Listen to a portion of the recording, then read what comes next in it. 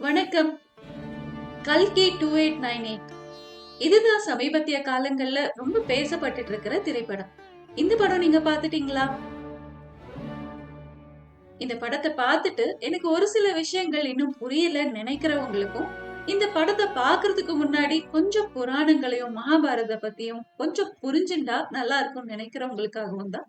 அதனால உங்களோட வேலைகள் எல்லாம் முடிச்சிட்டு காதுல ஹெட்போன்ஸ் மாட்டிக்கிட்டு இந்த காணொளிய முழுசா பாருங்க. நமது பாரம்பரியத்தை பத்தி பெருமையாடுற இந்த எல்லாருக்கே உலா சேனல்ல இன்னைக்கு கல்கி 2898 திரைப்படத்தை நன்றா புரிந்து கொள்ளறதுக்கு உதவுற மாதிரி சில தகவல்களை பேச போறோம். நமது புராணங்கள்ல குறிப்பிட்டிருக்கிற ஒரு சில டெர்மினாலஜிஸ இந்த காணொளியில நாம புரிஞ்சுக்கிறதுக்கு முயற்சி பண்ணலாம். அவதாரம்ங்கிறது உங்க எல்லாருக்கும் தெரிஞ்சிருக்கும். கடவுள் தன்னுடைய அம்சத்தோட பூமியில பிறக்கிறதுக்கு அவதாரம்னு சொல்லுவாங்க. அடுத்து நாம யுகங்களை பத்தி பார்ப்போம். புராணங்கள்லயும் வேதங்களையும் குறிப்பிட்டிருக்கிற மாதிரி நம்மளோட காலத்தை நம்ம 4 யுகங்களா பிரிச்சிருக்கோம். அது சத்திய யுகம், திரேதா யுகம், துவாபர யுகம் மற்றும் கலியுகம். சத்திய யுகத்துல மனித இனம் தியானத்துல மூழ்கி ஆன்மீக வலிமையையும் நீண்ட ஆயுளையும் பெற்றிருந்தது. இங்க எதுலயுமே வேறுபாடுகள் இருக்காது. மக்கள் உலக சுகங்களையும் பிரபஞ்சத்தோட இயற்கை விதிகளுடனும் ஒத்தி இணக்கமா அவங்களோட வாழ்க்கைய வாழ்ந்து வந்தாங்க. அதனால போர், சண்டை, பஞ்சம் அப்படி எதுவுமே இங்க இல்ல. தர்மம் உயர்ந்ததா கருதப்பட்டது. மக்கள் நல்ல கர்மாக்களில் ஈடுபட்டு இருந்தாங்க. பூமியில முழுசா அமைதி நிலவுச்சு. இரண்டாவதா திரேதா யுகம். திரேதா யுகத்துல மக்கள் தங்களுடைய சக மனிதர்களோட கடமையுடன், ஒழுக்கத்துடனும் கருணையுடனும் வாழ்ந்து வந்தாங்க. சமூகத்துல சில பிளவுகள் இருந்தாலும் அது அமைதியா மற்றும் செழிப்பான காலமா இருந்தது. அந்த காலத்து சமுதாயம் 4 விதமா பிரிக்கப்பட்டிருந்தது. பிராமணர்கள் வேதங்களை படிச்சு சமூகத்தை ஆன்மீக ஞானத்தை நோக்கி அழைச்சு சென்றாங்க. அதே நேரத்துல சத்திரியர்கள் ஆட்சியாளர்களாகவும் அரசியல்வாதிகளாகவும் அதை ப்ரொடெக்ட் பண்ணாங்க. ராணுவ தளபதிகளாகவும் பணியாற்றினாங்க. இதுல வைசியர்கள் வணிகம் மற்றும் தொழில்துறையில பணிபுரிஞ்சு சமூகத்துடைய வெல்த் ஏற்றினாங்க. சூத்திரர்கள் 3 வகுப்பினருக்கும் சேவை செஞ்சாங்க. ஒரு வேறுபாடற்ற ஒரு சமுதாயமா இருந்த காலம் அது. அடுத்து நாம துவாபர யுகத்தை பத்தி பார்ப்போம். துவாபர யுகம் தொடங்குறதுக்கு முன்னாடியே மனித இனம் தர்மத்தோடைய நேர்மையான பாதையில இருந்து கொஞ்சம் கொஞ்சமா விலக தொடங்கிச்சு. பதவியில இருந்தவங்க தங்களோட பதவிகளை தவறா பயன்படுத்தினாங்க. ஆதரவற்ற அப்பாவி மக்களை சுரண்டினாங்க. அதிகாரம், செல்வம், செல்வாக்கு ஆகியவற்றுக்காக மன்னர்கள் போட்டியிட்டதால போர்கள் வெடிச்சது. இருந்தாலும் இந்த நேரத்துல உலகம் முழுவதும் ஆயிரக்கணக்கான கோவில்கள் கட்டப்பட்டிருந்தது. துவாபர யுகத்தோட பெரும்பாலான மக்கள் தங்களோட தெய்வீக தன்மையை இழந்துட்டே வந்தாங்க. மேலும் பல புனித மன்னர்கள் நீதியை நிலைநிறுத்துறதுக்காக அறத்தை பாதுகாத்தினாங்க. துவாபர யுகத்தோட இறுதியில மதத்தின் பாதையை முற்றிலுமா கைவிட்ட ஊழல் தலைவர்களால பூமி சுமையாக மாறிச்சு. இந்த தீய அரசர்களை அழிச்சு அறத்தை மீட்டெடுக்கிறதுக்காக தான் கிருஷ்ணர் பூமியில அவதரிச்சாரு. இந்த நேரத்துல கிருஷ்ணர் அர்ஜுனனுக்கு புகழ்பெற்ற பகவத்கீதையை உபதேசிச்சாரு. துவாபர யுகத்தோட இறுதியில கலி எப்படி தோன்றினாருங்கிறதுக்கு ஒரு சுவாரஸ்யமான கதை இருக்கு. அதை பத்தி நம்ம ஒரு வேற வீடியோல தெரிஞ்சுக்கொள்ளலாம். அடுத்து நாம கலியுகத்துக்கு வரலாம். கிருஷ்ணர் போன சிறிது காலத்திலேயே கலியுகம் வெடிச்சிருச்சு. கலியுகத்துல தீமை தலை விரிச்சு ஆடுறதையும் அறம் அழிஞ்சு இருக்கிறதையும் பார்க்க முடிஞ்சது. மதம் மற்றும் அரசியல் தலைவர்கள் மற்றவங்களை பாதுகாக்கிறதுக்கு பதிலா குற்றவாளிகளா மாறினாங்க. கலியுகத்துல மதம், ஆன்மீகம்ங்கிற பேர்ல வஞ்சகமும் போலித்தனமும் அதிகரிச்சுட்டு வந்துட்டு இருந்தது. உலகம் கிட்டத்தட்ட அமைதி இல்லாமலேயே போயிடுச்சு. பெரும்பாலான உயிர்கள் துன்பப்பட்டு நிம்மதியை தேடி கொண்டிருந்தது. ஒரு சிலரோட தனிப்பட்ட லட்சியம் மற்றும் பேராசைக்காக மனித நேயமே அழிஞ்சு சிதைஞ்சு போயிடுச்சு. சுற்றுச்சூழலையும் அப்பாவி மனிதர்களையும் பாதிச்சுது. யதா யதா ஹி தர்மஸ்ய க்ளானிர்பவதி பாரத அப்யுத்ഥാനം அதர்மஸ்ய ததாத்மானம் ஸ்ருஜாம்யஹம் பரித்ராணாய சாதுனாம். विनाशाय च दुष्कृता धर्म संस्थापनार्थाय संभवामि युगे युगे. இந்த ஸ்லோகத்து மூலியமா துவாபர யுக அவதார புருஷனான கிருஷ்ண பரமாத்மா என்ன சொல்றாருன்னா, எப்பொழுதெல்லாம் சன்மார்க்கம் குறையுதோ, அநியாயம் பெருகுதோ, அந்த நேரத்துல நான் என்ன வெளிப்படுத்துவேன் அப்படின்னு சொல்றாரு.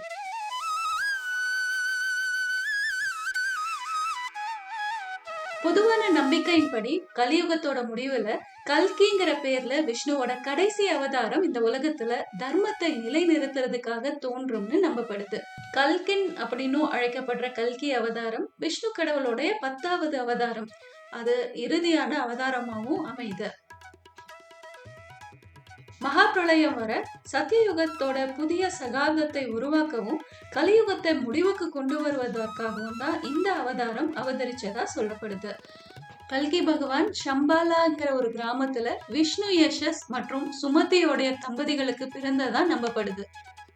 கல்கி அவதாரத்துல பகவான் விஷ்ணு ஒரு வெள்ளை குதிரை மேல அமர்ந்து கையில ஒரு பெரும் வாளை சுமந்துட்டு இருக்கிற மாதிரி தோற்றம் அளிக்கிறாரு. கல்கி அவதாரத்தை பத்தி இந்து புராணங்கள்ல மட்டும் இல்லாம இந்தியால உருவாகின பல்வேறு மதங்களுடைய கிரந்தங்கள்ல பார்க்க முடியுது. உதாரணத்துக்கு திபெத்திய பௌத்த மத நூலான காலச்சக்கர தந்திரா அதுலயும் குறிப்பிடப்பட்டிருக்கு. அது மட்டும் இல்லாம சீக்கிய குரு கோவிந்த் சிங்கிற்கு கூறப்படும் சீக்கிய நூலான தசம் கிரந்தத்திலும் கூறப்பட்டிருக்கு. புராணங்கள்ல குறிப்பிட்ட மாதிரி அவரோட வாழ்க்கையில 7 சிரஞ்சீவிகளும் அவருக்கு பல்வேறு பகுதிகளில் உதவுவார்கள்னு சொல்லப்படுது. இந்த 7 சிரஞ்சீவிகளை நான் சொல்லிடுறேன். அதை தவிர 8வதா ஒரு சிரஞ்சீவி இருக்கிறதா நம்பப்படுது. அந்த 8வது சிரஞ்சீவி யாருன்ட்டு கமெண்ட் பாக்ஸ்ல ஷேர் பண்ணுங்க. இந்த 7 சிரஞ்சீவிகள் யாருன்னா ஹனுமார், அஸ்வத்தாமர், பரசுராமர், மகாபலி, வேதவியாசர், விபீஷணன் மற்றும் கிருபாச்சாரியர். இப்போ நாம இந்த காணொலியோடைய முடிவை நோக்கி வந்துட்டு இருக்கோம். இதுல கல்கி 2898 உடைய முக்கிய கதாபாத்திரமான அஸ்வத்தாமனை பத்தி நாம சுருக்கமா பார்ப்போம். அஸ்வத்தாமா ஒரு புகழ்பெற்ற போர் வீரரும் ஆசிரியருமான துரோணாச்சாரியாரோட மகன். அவரோட பேருக்கு குதிரை குரல்னு மொழிபெயர்க்கலாம். அதுக்கு அர்த்தம் என்னன்னா, அவர் பிறந்த உடனேயே அழவே இல்லையாமா. அவர் கொஞ்ச நேரத்துக்கு அப்புறம் அழும்போது அவருடைய குரல் ஒரு குதிரையோட அழுகுரல் போல பயங்கரமா ஒலிச்சுதான். அஸ்வத்தாமா அவர் பிறக்கும் போதே அவரோட நெத்தியில இருந்த மணியின் காரணமா துரோணாச்சாரியார் அவரோட சிவனுடைய அம்சமாவே கருதினாரு. தான் மகன் மேல கண்மூடித்தனமா பாசம் வச்சிருந்தாரு. அது மட்டும் இல்லாம தனக்கு தெரிஞ்ச எல்லா வில் வித்தையையும் தன்னோட மகனுக்கு கற்பிச்சாரு. அஸ்வத்தாமனும் வலிமையான வில்லாளியாகவும் வீரனாகவும் வளர்ந்தான். இப்ப கொஞ்சம் ஃபாஸ்ட் ஃபார்வர்ட் பண்ணலாம். மகாபாரத போரை நோக்கி வந்துடலாம். எல்லாரும் நினைக்கிற மாதிரி மகாபாரத போர் 18 நாள்ல முடியல.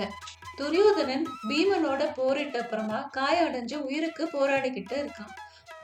தன்னோட நண்பன் வழியில இருக்கிறத பார்க்க முடியாம சூரிய அஸ்தமனத்துக்கு அப்புறமா தாக்குதல் நடத்துவது போர் நெறிமுறைகளுக்கு எதிரானதுங்கிற உண்மை தெரிஞ்ச அப்புறமா கூட அஸ்வத்தாமா பழி வாங்கும் விதமா நள்ளிரவுல பாண்டவ சகோதரர்கள் 5 பேரையும் படுகொலை செய்ய முடிவெடுக்கிறான். ஆனா துரதிருஷ்டவசமா தூங்கிட்டு இருக்கிற பாண்டவர்களோட 5 மகன்களை பாண்டவர்னு தப்பா புரிஞ்சு வெட்டி தீத்துடுறாரு. பாண்டவர்களையும் போர் பூமியை நோக்கி திருப்பி வராங்க. அப்ப வந்த அப்புறமா இங்க நடந்த கொடுமையை பார்த்து ரொம்ப கதறாங்க, வருத்தப்படுறாங்க. இது அஸ்வத்தாமா தான் இதுக்கு காரணம்னு தெரிஞ்சு அவங்கள திரும்பி பழி வாங்கும் விதமா சண்டைக்கு தற்காப்புக்காக போராட வராங்க. அஸ்வத்தாமாவுக்கும் அர்ஜுனனுக்கும் இடையே கடும் போர் திரும்ப தொடங்குது. இதுல அஸ்வத்தாமா பிரம்மாஸ்திரத்தை எய்து விட்டுடுறாங்க. இதுக்கு எதிரா அர்ஜுனனும் பிரம்மாஸ்திரத்தை எய்துடுறாங்க.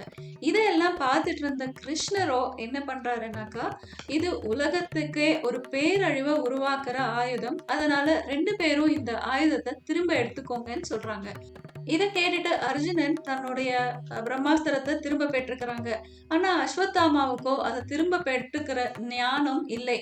பாண்டவர்களோட வருங்கால சந்ததிய முடிவுக்கு கொண்டு வரும் நோக்கத்தோட அர்ஜுனனோட கருவுற்ற மருமகளான உத்தராவை நோக்கி அவன் ஆயுதத்தை குறி வைக்கிறாங்க. இந்த கொடூர செயலால ஆத்திரமடைஞ்ச கிருஷ்ணரோ அஸ்வத்தாமனை சபிக்கிறாரு. இதன் விளைவா இந்த கலியுகம் முடியும் வரை அஸ்வத்தாமா தீராத துன்பங்களையும் வேதனைகளும் அனுபவிக்க வேண்டியிருக்கு. விஷ்ணு பகவானுடைய அடுத்த அவதார நோக்கத்துக்கு உதவியா அஸ்வத்தாமா திகழும் போதுதான் அவருக்கு இந்த சாபத்திலிருந்து விமோச்சனம் கிடைக்கும்னு சொல்லப்படுது. இந்த ஒரு கான்செப்ட்ல இருந்து இன்ஸ்பயர் ஆகிதான் இந்த கல்கி 2898ங்கிற படம் உருவாகி இருக்கு. இதுல நிறைய தன்னோட கற்பனை சக்தியையும் சயின்ஸ் ஃபிக்ஷனையும் இணைச்சு இந்த படம் செஞ்சிருக்கிறதா சொல்றாங்க. அதனால இது புராணங்களை ஒத்தி இருக்குமாங்கிறது சந்தேகமா இருந்தாலும் புராணங்கள் மேல ஒரு சின்ன ஈர்ப்பு கொண்டு நிறைய பேர் இதை கத்துக்கிட்டு இருக்காங்க. அதனால இந்த கல்கி திரைப்படத்தை நாம வரவேற்போம். அடுத்த காணொளியில இதே மாதிரி நம்ம பல சுவாரஸ்யமான தகவல்களை தெரிஞ்சுக்கலாம். இந்த காணொளி உங்களுக்கு பிடிச்சிருந்தா ஒரு லைக் பண்ணுங்க, உங்க நண்பர்களோட ஷேர் பண்ணுங்க. இதுவரை நீங்க எனக்கு சப்ஸ்கிரைப் பண்ணலைன்னா இப்பவே சப்ஸ்கிரைபும் பண்ணிடுங்க. அடுத்த காணொளியில உங்களை பார்க்குற வரை this is LRK signing off. By.